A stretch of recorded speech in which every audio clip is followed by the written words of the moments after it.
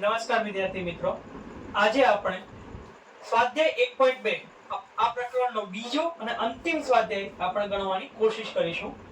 તો સ્વાધ્યાય 1.2 નો સૌપ્રથમ દાખલો આપણે ગણીએ. સ્વાધ્યાય 1.2.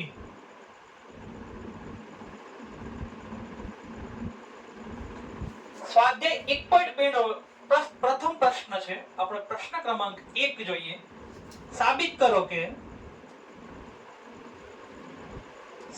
કરો કે વર્ગમૂળમાં 5 અસમમિત છે.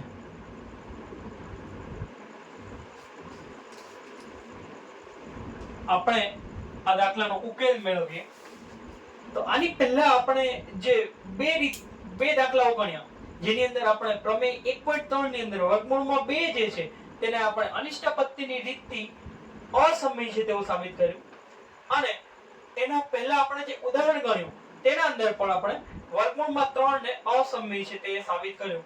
તો એ જ રીતે વિદ્યાર્થી મિત્રો, આપણે વર્ગમૂળમાં 5 જે છે તેને પણ અનિષ્ટ પદ્ધતિની રીતથી સાબિત કરી શકીએ કે તે અસમમિત સંખ્યા છે. આ ત્રણ દાખલાઓ એક જ રીતના દાખલાઓ છે અને એક જ સરખી રીતથી આપણે તેને ગણીએ છીએ. તો ફરીથી જો આપણે ધારો કે વર્ગમૂળમાં 5 એ સમમિત છે. જો વર્ગમૂળમાં 5 સમમિત હોય તો તેના બરાબર આપણે a ના છેદમાં b એ રીતે આપણે એને લખી શકીએ. હવે a ના છેદમાં b સ્વરૂપને સમજવા માટે હું તમને વિનંતી કરીશ કે તમે એકવાર ફરીથી આગળનો વિડિયો જોઈ લેશો. તો આપણે લખીએ કે વર્ગમૂળમાં 5 બરાબર a ના છેદમાં b. તેથી આપણે લખી શકીએ કે a બરાબર વર્ગમૂળમાં 5 ગુણ્યા b, એટલે કે a નો વર્ગ બરાબર 5b નો વર્ગ. આપણે બંને બાજુ વર્ગ કર્યો છે, અથવા તો બંને બાજુ વર્ગ લેતા. તો આના પરથી આપણને વિદ્યાર્થી મિત્રો મળશે b² બરાબર a² ના છેદમાં 5. એટલે કે આપણે પ્રમેય 1.2 પરથી કહી શકીએ કે a² જે છે તે 5 વડે અને a પણ 5 વડે વિભાજ્ય છે. તો આપણે કહી શકીએ કે તેથી પ્રમેય 1.2 પરથી કહી શકાય કે a² અને a બંને 5 વડે વિભાજ્ય છે. તો જો આવું હોય તો મને કોઈ એક એવી પૂર્ણાંક સંખ્યા મળે જેના માટે a બરાબર 5c લખી શકાય. તો આપણે લખીએ કે તેથી કોઈ સમમિત સંખ્યા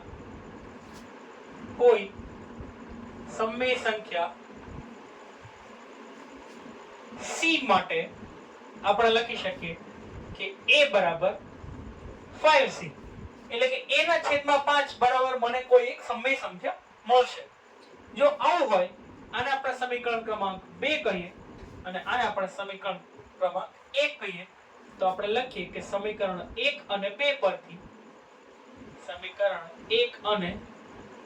પરથી આપણે લખી શકીએ કે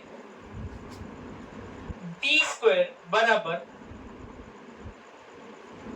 5c નો હોલ સ્ક્વેર છેદમાં 5 બરાબર 25c² ના છેદમાં 5. તેથી લખી શકાય કે b² બરાબર 5c². એટલે કે b² માટે પણ આપણે એવું કહી શકીએ કે પ્રમેય 1.2 પરથી કે b² અને b બંને 5 વડે વિભાજ્ય છે. તો આપણે લખીએ કે તેથી કહી શકાય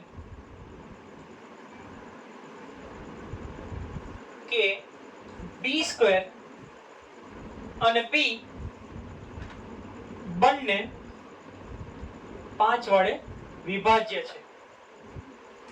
જો આવું હોય તો તે આપણી મૂળભૂત ધારણા કે √5 એ અસમય છે અને એના બરાબર આપણે a ના છેદમાં b લખી શકાય અને a ના છેદમાં b ને એક સિવાય અન્ય કોઈ સામાન્ય અવયવ નથી એવી ધારણા આપણી ખોટી પડે. તો એના પરથી આપણે કહી શકાય કે વર્ગમૂળમાં 5 જે છે તે સમય નહીં પરંતુ અસમય સંખ્યા છે. તો આપણે લખીએ કે તેથી a અને b નો એક સિવાય સામાન્ય અવયવ નથી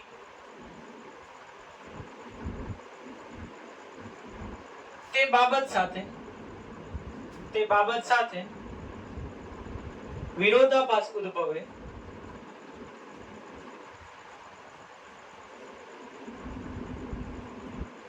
તેથી આપણે કહી શકીએ કે વર્ગમૂળમાં 5 એ અસમય સંખ્યા છે.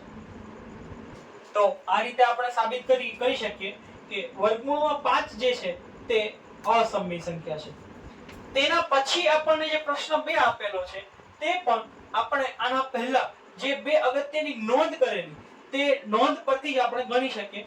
આપણે નોંધ કરેલી કે જો કોઈ પણ સમય સંખ્યા અને અસમય સંખ્યાને સરવાળો કે બાદબાકી વડે દર્શાવવામાં આવે તો આપણને મળતી જે પરિણામી સંખ્યા છે તે પણ અસમય સંખ્યા હશે. તો તેના પરથી આપણે પ્રશ્ન 2 નો ઉકેલ મેળવવાની કોશિશ કરીએ.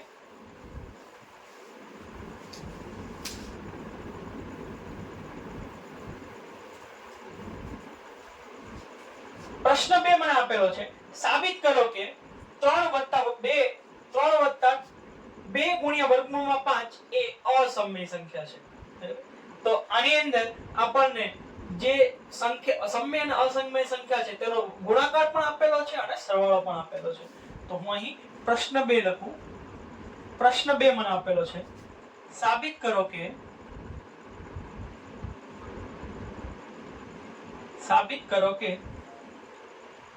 3 + 2 ગુણ્યા વર્ગમૂળમાં 5 અસમય છે. તો અહીં તમે જુઓ કે સમય અને અસમય સંખ્યાનો ગુણાકાર છે અને એની સાથે સમય સંખ્યાનો સરવાળો પણ આપેલો છે. તો આ દાખલાનો આપણે ઉકેલ મેળવવાની કોશિશ કરીએ. ફરીથી આપણી જે એક રીત છે જેના વડે આપણે આ તમામ દાખલાઓની સાબિતી મેળવીએ છીએ તે રીત અનિષ્ટાપત્તિની રીત આપણે ફરીથી વાપરીશું. તો લખું કે ધારો કે 3 + 2 * √5 એ સમય છે.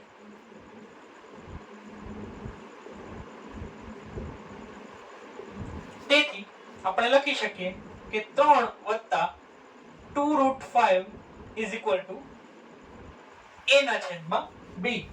આ રીતે આપણે એને દર્શાવી શકીએ.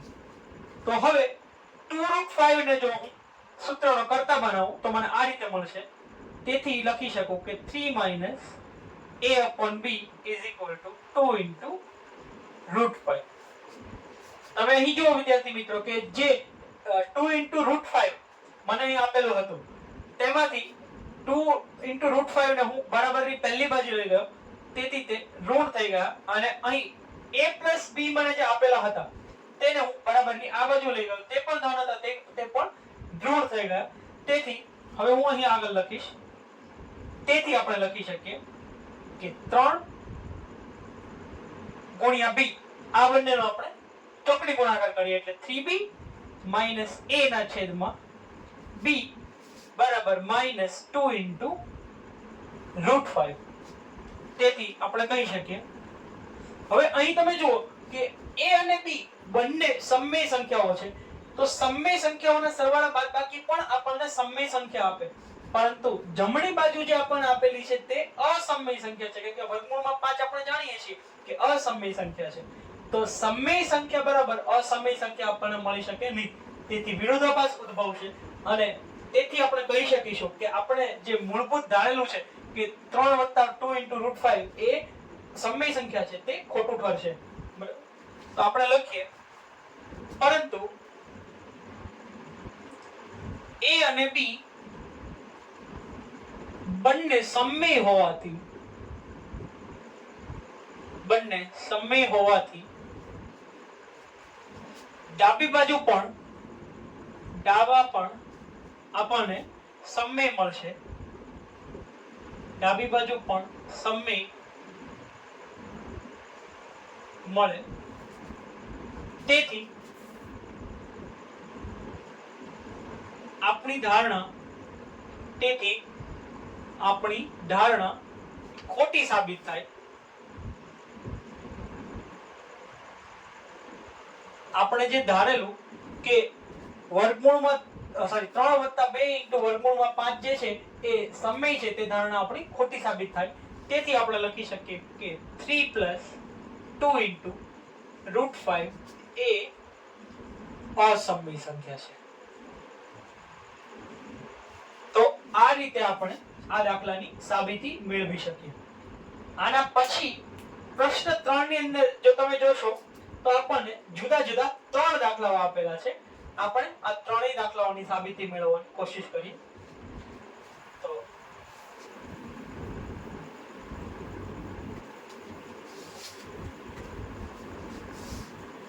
હવે આપણે પ્રશ્ન 3 ની રકમ લખીએ. પ્રશ્ન 3 માં આપણને 3 અલગ અલગ સંખ્યા આપેલી છે અને ત્રણે સંખ્યાઓ અસમય છે તેવું આપણે સાબિત કરવું છે. તો હું લખું કે પ્રશ્ન 3 નીચેની સંખ્યા અસમય છે. નીચેની સંખ્યા અસમય છે તેવું સાબિત કરો.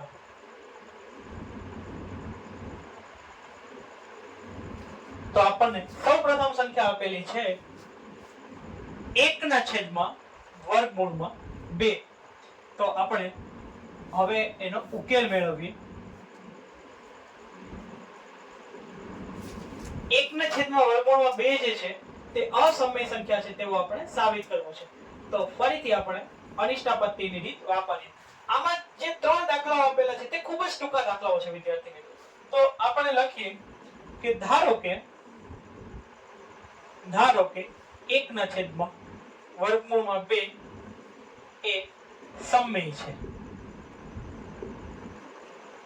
તેથી આપણે લખી શકીએ કે 1/√2 બરાબર a/2 એવું આપણે લખી શકીએ. તો જો હું √2 ને સૂત્રનો કરતા બનાવું તો મને √2 બરાબર મળશે. √2 બરાબર √2 જે છે તે બરાબરની સામેની બાજુ જશે અને b અને a જે છે તે એક સાથે ગુણાકારમાં આવશે. એટલે b * 1 બરાબર b થશે. a જે છે તે અહીં છેદમાં જતો રહેશે એટલે b/a થઈ જશે અને √2 જે છે તે સામેની બાજુ આવી જશે. બરાબર. તેથી √2 બરાબર મને મળશે b/a. તો b/a બરાબર મને √2 મળ્યું. પરંતુ આપણે જાણીએ છીએ કે a અને b બંને તે સમય સંખ્યાઓ છે. તો સમય સંખ્યા બરાબર મને √2 મળી શકે નહીં. તેથી આપણી ધારણા ખોટી સાબિત થશે. તો આપણે લખીએ પરંતુ a અને b સમય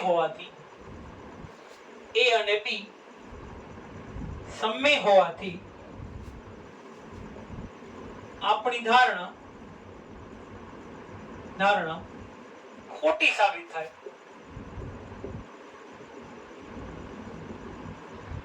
તેથી આપણે લખી શકીએ કે 1/√2 એ અસમય સંખ્યા છે. એ જ રીતે આપણે આના પછીનો જે દાખલો છે તે પણ આપણે એ જ રીતે ગણી શકીએ. બીજો જે દાખલો છે તે પણ આપેલો છે 7 * √5. મને બીજો દાખલો આ રીતે આપેલો છે 7 * √5. તમે જે છેલ્લું ઉદાહરણ વિદ્યાર્થી મિત્રો ગણ્યું આ દાખલો જે છે તે આપણે તેના પરથી જ ગણી શકીએ. તો 7 * √5 નો આપણે સાબિત કરવું છે કે તે અસમય સંખ્યા છે. તો તેનાથી ઉલટું ધારો કે 7/√5 એ સમય છે. તેથી મને મળશે 7 * √5 બરાબર a/b. તમે અહીં નોંધી શકો કે આપણે જેટલા પણ દાખલાઓ ગણીએ છીએ તે બધા જ દાખલાઓની માત્ર એક જ રીત છે અને એક જ રીત વડે આપણે તમામ દાખલાઓ સાબિત કરીએ છીએ. તો વિદ્યાર્થી મિત્રો, જેટલા પણ દાખલાઓ આપણને અસમય સંખ્યા સાબિત કરવાના આપેલા છે તે બિલકુલ પણ અઘરા નથી, કેમ કે બધામાં એક જ રીત આપણે અપનાવીએ છીએ. તો હવે હું લખી શકું કે તેથી વર્ગમૂળમાં 5 બરાબર a ના છેદમાં 7 ગુણ્યા b, a/7b. હવે આપણે જાણીએ છીએ કે આ જ વસ્તુ ફરીથી આપણે અહીં લખીશું કે પરંતુ a અને b સમય હોવાથી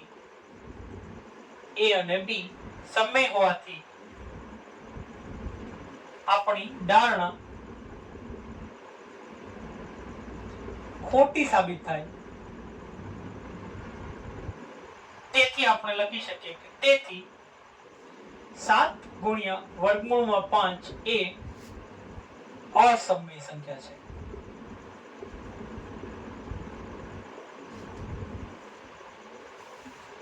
અને આના પછીનો જે દાખલો છે 6 + વર્ગમૂળમાં 2, તેની જેવા વિદ્યાર્થી મિત્રો આપણે બે દાખલા ગણી ચૂક્યા છીએ. એક દાખલો ઉદાહરણનો અને એક દાખલો સ્વાધ્યાયનો. તો તમે આના પછીનો જે દાખલો છે તે જાતે ગણવાની કોશિશ કરી જુઓ. તે ખૂબ જ સહેલો દાખલો છે વિદ્યાર્થી મિત્રો, અને મને આશા છે, મને વિશ્વાસ છે કે તમે સૌ તે ગણી જ શકશો. Thank you. અને અહીં આપણે આપણું પ્રકરણ જે છે તે સમાપ્ત કરીશું.